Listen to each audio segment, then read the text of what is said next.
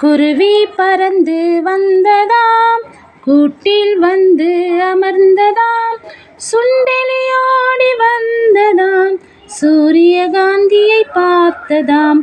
தும்பி பறந்து வந்ததாம், தூணில் சாய்ந்து நின்றதாம். புறா பறந்து வந்ததாம், பூனை அருகில் நின்றதாம். முயல் குதித்து வந்ததாம், மூங்கில் அருகே நின்றதாம். எல்லாரும் சேர்ந்தனர், ஏதோ செய்ய நினைத்தனர்.